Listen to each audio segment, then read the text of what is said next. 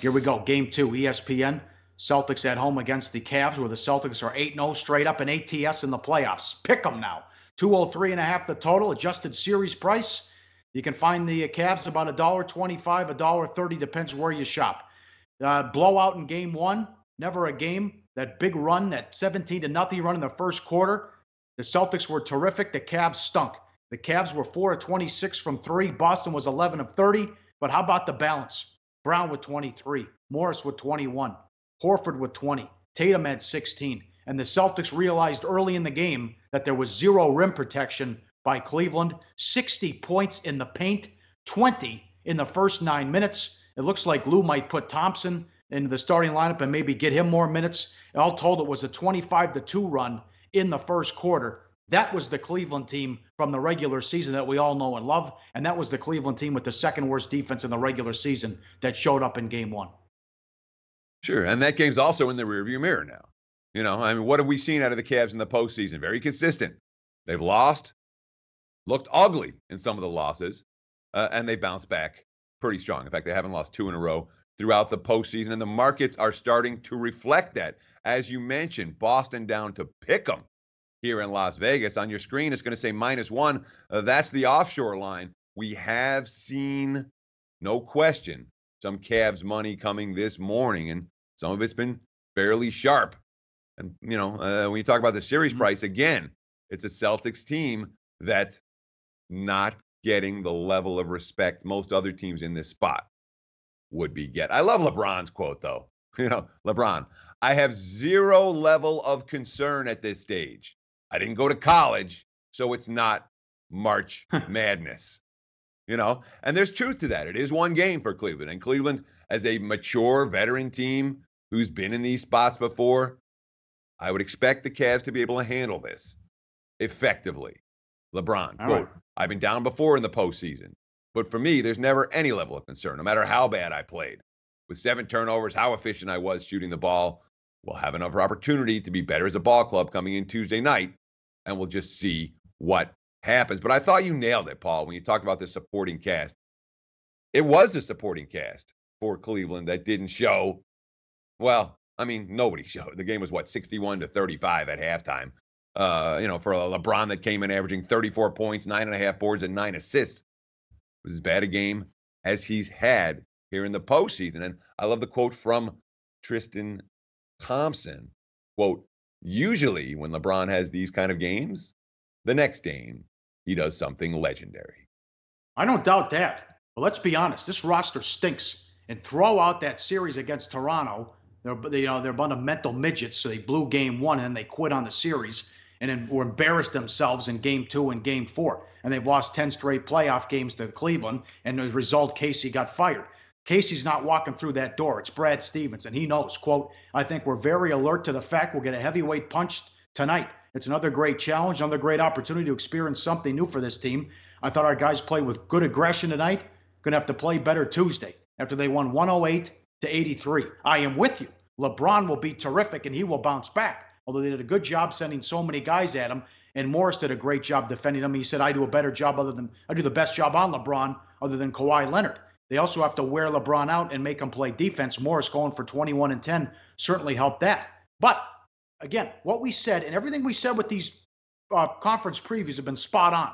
Number 1, we said Houston doesn't have a chance if Capella doesn't play well, and he was on the bench a lot, and the supporting cast doesn't show up, and the Rockets supporting cast was terrible. Also going in, talking about Cleveland, the game plan was going to be shut down Kevin Love, just like Indiana did. If LeBron wants to go for 40, so be it. Don't let the others get involved, and it almost worked. They lost in 7, but Oladipo couldn't make a shot for 3 games. Now, remember what they did against Philly. They are so good. This is number 1 defense in the league. They shut down the perimeter and the 3-point shooting of Philadelphia, and they have Bellinelli, Ilyasova, and Redick. So if I contain Korver and Smith, who combined for 9 points in game 1, and I slow down Kevin Love, Clarkson, please. Nance doesn't play. Hood, give me a break. Who scares me on Cleveland? Who's going to beat me on this team if I can contain Love, Korver, and Smith, and they don't go off and maybe give me a 16 or 17-point game and get going early from 3? It's a bad roster. The guy who has to step up for the Cavs tonight, I'd say, is George Hill. He's the one that it makes sense to me. If Cleveland, again, Cleveland's ball distribution was not good in game one. Their passing was not spot on. They didn't hit open shooters throughout the course of the contest. George Hill, to me, is the X factor for the Cavs. The Cavs are going to win this game. He's going to have to play much, much better. Of course, J.R. Smith, we've got to help Bron. We can't just expect him to do everything. As role players, we've got to play our role. When Cleveland's been better in the postseason, it's been the role players who have stepped up around LeBron. Boston has had a pretty good way of shutting down a lot of the number 2 and number 3 options from opposing teams so far this postseason. We also got some quotes here, some questions in the chat. Gary Sheridan asking, I see 2 lines on LeBron total scores, guys, 31.5 and 33.5 over and under total points. Which do you think is the right one? Under 33.5 or over 31.5? You want to bet against LeBron tonight, Pauly? I don't know if I do. No, over. Everything over. Everything over. Points, rebounds, assists, everything added up. He always bounces back. He has been awesome in game 2s as well. Coming off, it's staggering his numbers. Coming off a loss or even a poor performance by his standards as well, or team performance or a LeBron. He struggled in game 1 too. So this quote about I'm going to feel my way out of the series and go through the motions in game 1. Everything over with LeBron. Can you imagine if it's Golden State and Cleveland? I talked to Jeff Sherman today at the Westgate here in Vegas. He makes the Warriors maybe $10 in that series. He had to buy minus $7, probably long gone. If they take out Houston in 4 or 5, and these guys have to beat Boston in 7 in a hard-fought series, even though they got Stevens, but without their 2 best players, please. What's Golden State going to do to this outfit with the second worst defense in the league in that roster? Oh my God. But remember, if the Warriors will be minus 1,000 against the Cavs, they'll be more than that against the Celtics. Probably. Right now, in the betting markets, Cleveland is power rated higher than Boston. Yep. That's why the Cavs were favorites game 1. That's why we're seeing Pick'em Boston -1 in game 2. That says on a neutral floor, they've got Cleveland 3.5 points better than Boston right now, which no one who's watched the playoffs so far would agree with. Brian Myers, great quote. Dumbest thing I heard was that Atlantic City will be the new Las Vegas. What do you think of that one, Pauly? There's something missing in Atlantic City for about, 8 months of the year. Maybe in June, July, and August. But Atlantic City's not going to be Vegas. No. Well, it can make a comeback. It can, we had Senator Lesniak on today. I talked to him. He thinks it can save Atlantic City, but what it means to New Jersey and Monmouth Park. Good job for he lost 8 straight times. He didn't give up. He's the reason this happened too. Lesniak's the man. But it also comes down to the app. Once you get the app and you can bet from your couch, I would agree that maybe I think Atlantic City will be a player with boxing and get more of the big time fights again.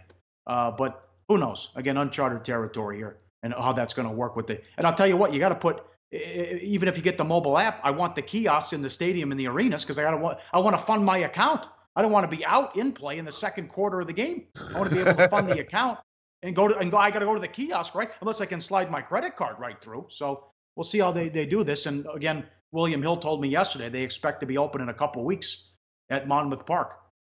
Very good. Although I will say this, going back, the Celtics do give the Warriors issues for whatever reason. They play them tough. And that is the number 1 defense in the league. So, but I'm with you. Like the show?